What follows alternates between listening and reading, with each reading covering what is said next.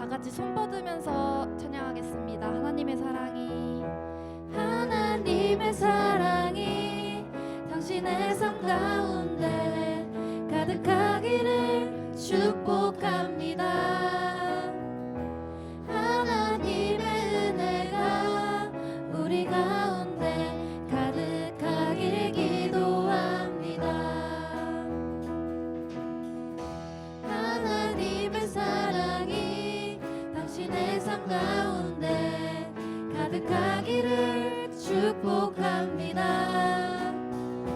하나님의 은혜가 우리 가운데 가득하길 기도합니다. 하나님의 사랑이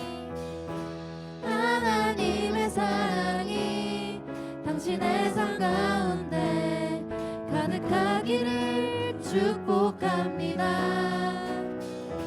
하나님의 은혜가 우리 가운데 가득하길 기도합니다.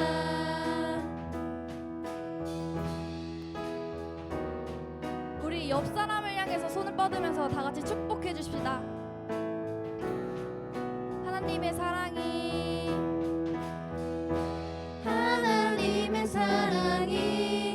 당신의 삶 가운데 가득하기를 축복합니다. 하나님의 은혜가 우리 가운데 가득하길 기도합니다. 하나님의 사랑이 당신의 삶 가운데 가득하기를 축복합니다.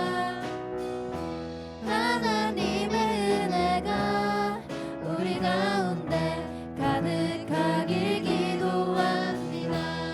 하나님의 사랑이 당신의 삶 가운데 가득하기를 축복합니다. 하나님의 은혜가 우리 가운데 가득하길 기도합니다. 가득하길 기도합니다. 가득하길 기도합니다. 가득하길 기도합니다. 다 같이 일어서서 찬양했으면 좋겠습니다.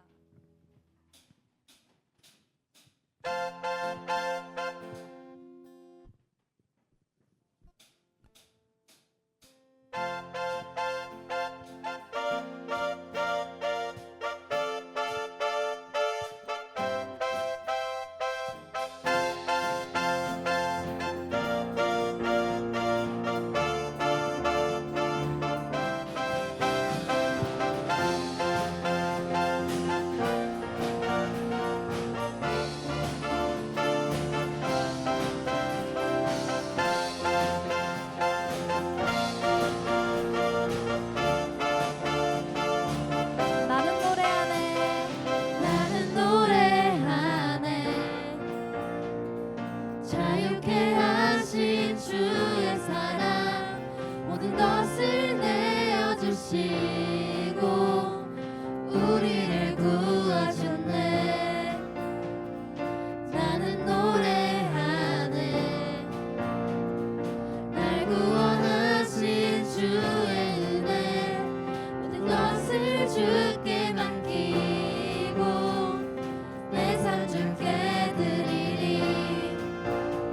그가 우리를 주 사랑에서 끊을 수 있으리.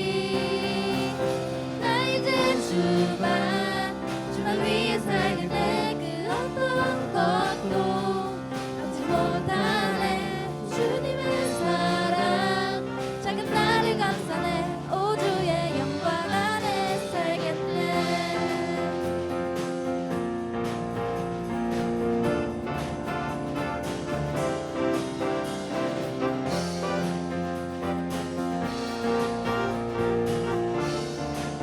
처음부터 고백하겠습니다. 나는 노래하네. 나는 노래하네 자유케 하신 주의 사랑 모든 것을 오시고 우리를 구하셨네. 나는 노래하네. 날 구원하신 주의 은혜, 모든 것을 주께 맡기고 내 삶 주께 드리리. 그가 우리를 주의 사랑에서 끊을 수 있으니 나 이제 주만 위해 살겠네. 그 어떤 것도 얻지 못하네. 주님의 사랑 작은 나를 감싸네. 오 주의 영광 안에 살겠네.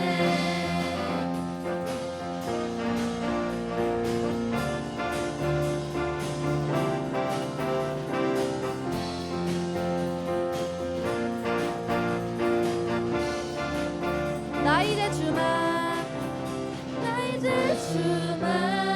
주만 위해 살겠네. 그 어떤 것도 얻지 못하네. 주님의 사랑 작은 나를 감싸네. 오 주의 영광 안에 살겠네.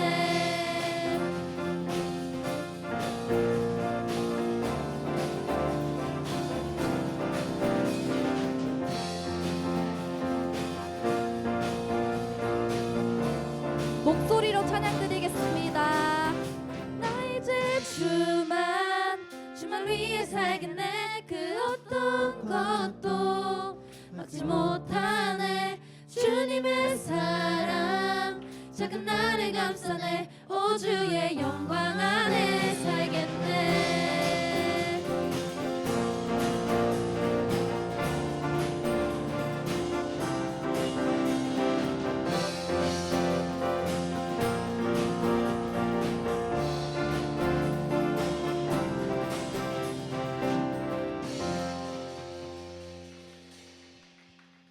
예배를 준비하는 마음으로 다음 찬양하겠습니다.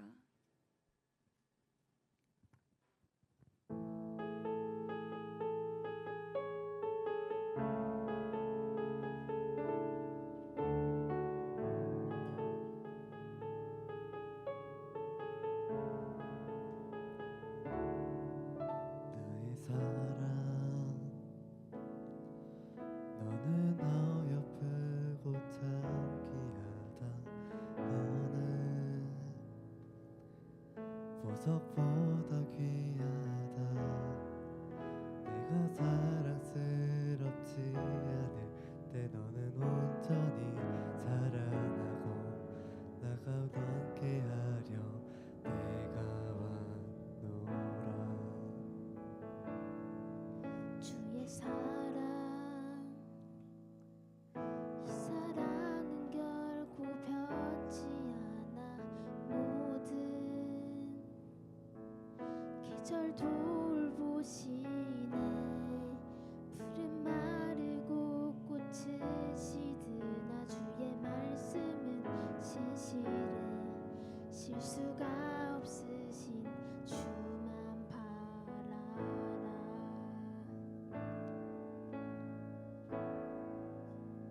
주님의 나라와 뜻이 나의 삶 속에 임하시며 주님 알 길에 주만 보기를 소망해.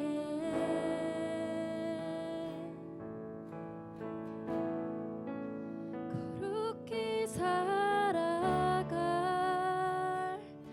힘과 두려움 없는 믿음 주실 나의 하나님. 완전한 사랑 찬양해.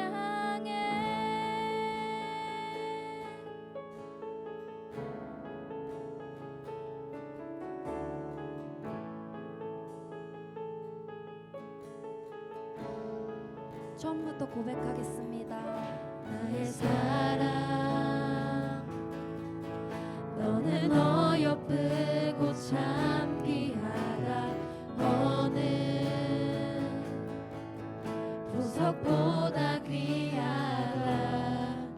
내가 사랑스럽지 않을 때 너를 온전히 사랑하고 너와 함께하려 내가 왔노라. 주의 사랑 주의 사랑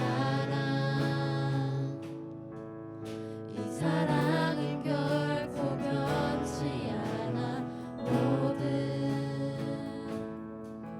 계절 돌보시네. 푸른 마르고 꽃은 시드나 주의 말씀은 신실해. 실수가 없으신 주만 바라라. 주님의 나라와 주님의 나라와 뜻이 나의 삶 속에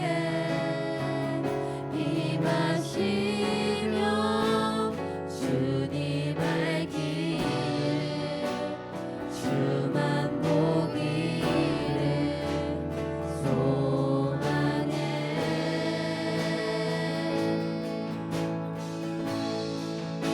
거룩히 살아간 힘과 두려움 없는 믿음 주신 나의 하나님. 완전한 사랑 찬양해. 주님의 나라와 주님의 나라와 뜻이 나의 삶 속에 임하시며 주님 알기를 주만 보기를 소망해.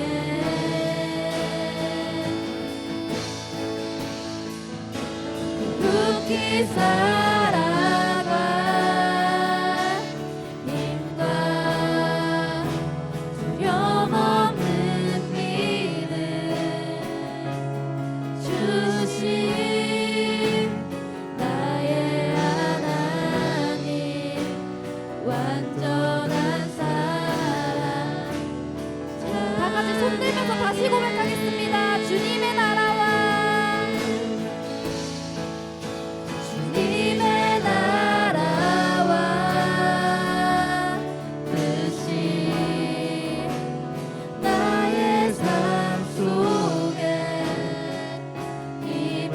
임하시며 주님 알기를 주만 보기를 소망해.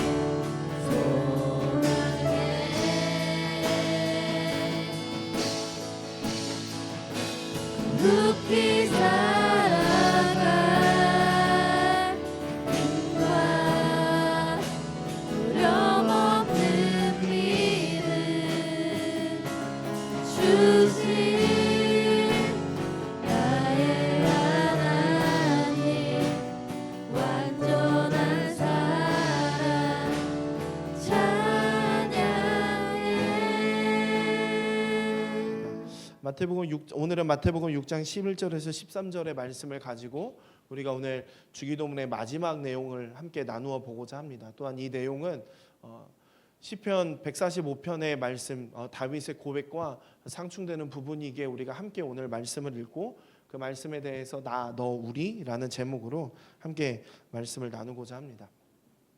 우리 한국 사람들에게는 우리라는 말에 특별한 의미를 가지고 있습니다. 일반적으로 우리라고 하는 것은 말하는 나와 듣는 너를 포함한 인칭 대명사인데 한국 사람들에게는 그 범위를 상당히 넓게 사용하는 특징을 보이고 있습니다. 예를 들어서 우리 엄마, 우리 집, 우리나라 등 우리보다는 나의 범주에서 우리를 사용하는 것을 보게 되는데 사실상 나 대신 우리로 바꿔서 말해도 전혀 지장이 없다라고 하는 것이 우리나라에서 특별하게 우리라는 어떤 단어의 특징을 가지고 있습니다. 더 나아가서 친밀감을 가진 표현으로 우리를 쓰기도 하는데 그래서 처음에 한국어를 배우는 외국인들에게 조금은 낯선 단어이기도 합니다. 아마도 우리나라는 예로부터 공동체 의식을 뿌리 깊게 가지고 있었던 것 같습니다. 우리라는 말의 어원도 여러 가지가 있지만 그 중에서는 한 울타리에서 우리가 나왔다라는 설명이 있고 짐승을 가두어 두는 곳에 우리에서 기원했다라는 설도 있습니다. 이렇듯 우리에게는 이 우리라는 개념의 특징이 있는데 그리고 우리는 매우 가까운 곳에서 또한 우리라는 개념을 또한 고백하기도 합니다. 예수님께서 가르쳐 주신 이 주기도문에서는 나라는 것이 없습니다. 주기도문에서는 모두 우리로 표현되고 있기 때문입니다. 예수님은 먼저 우리에게 하나님을 우리 아버지라고 부르며 기도하라고 가르쳐 주셨습니다. 그리고 오늘 우리에게 일용할 양식을 주시고 우리가 우리에게 죄 지은 자를 사하여 준 것 같이 우리 죄를 사하여 주시옵고 우리를 시험에 들게 하지 마시옵길 구하고 있습니다. 이렇듯 주기도문은 우리의 기도임을 말해주고 있습니다. 지난주에 우리가 주님께서 가르쳐 주신 이 주기도문의 전반부를 나누었었는데 전반부의 내용을 간략하게 정리한다면 하나님 나라와 하나님의 영광이었습니다. 그리고 오늘은 주기도문의 후반부를 우리가 살펴보고자 하는데 후반부는 이웃에 대한 것입니다. 주님께서 가르쳐 주신 기도의 후반부에는 우리의 현실 문제에 하나님 아버지가 관여해 주시기를 요청합니다. 한마디로 주기도문의 핵심은 하나님의 사랑과 또한 이웃 사랑이라고 할 수 있습니다. 이런 핵심과 관련해서 우리는 하나님을 사랑하는 우리는 이웃을 사랑하는 자들이어야 한다는 것입니다. 왜냐하면 하나님과 관계가 좋은 사람은 사람과의 관계도 좋기 때문입니다.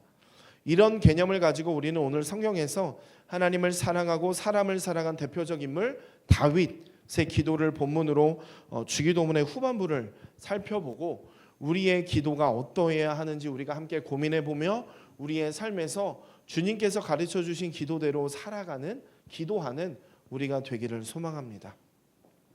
시편 145편을 지은 다윗은 통일 왕국 이스라엘의 2대 왕으로 백성들을 말씀으로 잘 다스리며 탁월한 통치자였습니다.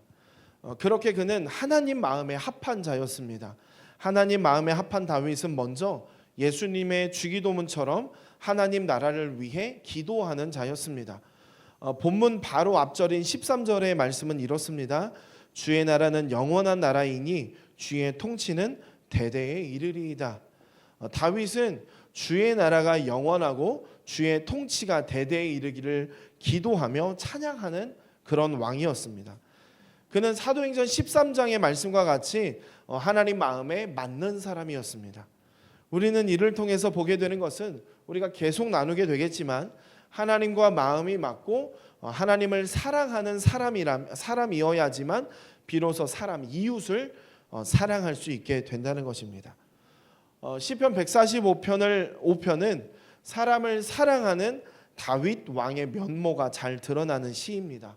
하나님을 사랑하는 다윗이 사람을 향한 이 다윗의 기도 내용은 다음과 같이 크게 세 가지를 구분해서 볼 수 있는데 첫 번째로 다윗은 사람들의 먹을 것을 위해 기도하는 것을 볼 수 있습니다.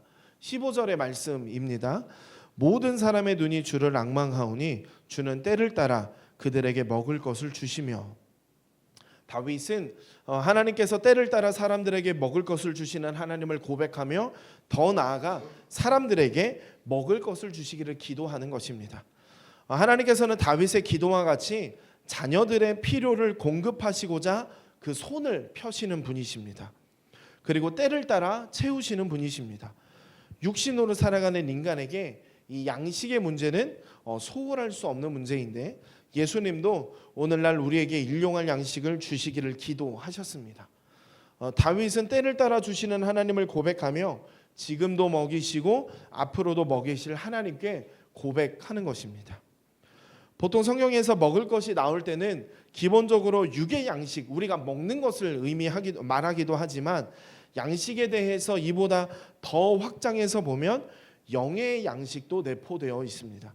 하나님은 사람들에게 영과 육의 양식을 주시며 참된 그 안식을 주시는 분입니다. 그러므로 하나님의 공급하심을 받는 하나님 나라 백성은 하나님 안에서 만족을 누리며 참된 안식을 경험하게 되는 것입니다. 이어서 둘째로 다윗은 다른 사람들을 위해서 친히 간구하는 기도를 드립니다. 18절입니다. 여호와께서는 자기에게 간구하는 모든 자 곧 진실하게 간구하는 모든 자에게 가까이 하시는도다. 하나님은 그에게 간구하는 모든 자에게 가까이 하신다라고 말합니다. 선언합니다.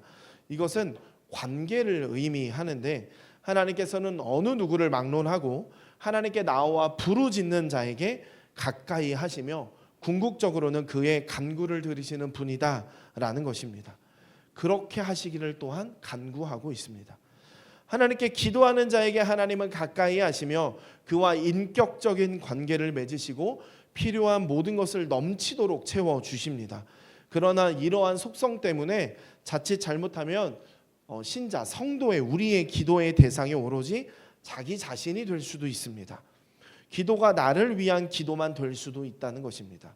그러나 진정한 기도는 나 자신뿐만 아니라 내 주변 사람들을 위한 그 간구도 포함한 기도임을 우리는 잊지 않아야 합니다.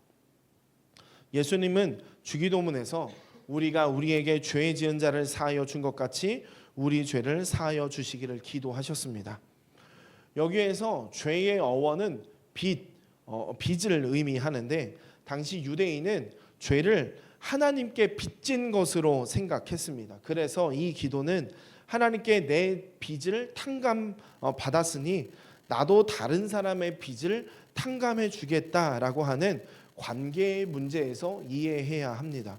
그러므로 하나님과의 관계가 깊어질수록 아버지 사랑의 깊이를 더 체험하며 사람과의 관계에서도 용서와 사랑이 어렵지 않게 됨을 경험하게 되는 것입니다. 이어서 세 번째로 다윗은 인간 관계 속에서 공의가 세워지길 기도했습니다. 20절 말씀입니다. 하나님께서 자기를 사랑하는 자들은 다 보호하시고 악인들은 다 멸하시리로다. 다윗은 살아생전에 모함과 배신을 몸소 겪은 억울한 일을 많이 당한 사람이었습니다. 그런데 그 가운데 깨달은 것은 바로 하나님의 공의였을 것입니다. 다윗은 하나님의 공의를 철저히 신뢰했습니다. 그래서 그 공의가 세워질 것을 기대하며 하나님을 사랑하는 자는 하나님께서 보호하시고 하나님을 사랑하지 않는 악인들은 다 멸하시기를 기도하고 있습니다. 주님께서 가르쳐 주신 기도의 마지막에서도 이런 공의의 하나님을 바라볼 수 있습니다. 우리를 시험에 들게 하지 마시옵고 다만 악에서 구하시옵소서의 청원을 볼 수 있습니다. 시험에 들지 않도록 유혹에서 보호하시고 악인들에게서 건져주시기를 간구하는 기도입니다. 이처럼 다윗과 주님이 가르쳐 주신 기도는 서로 맞닿아 있는 것을 볼 수 있습니다.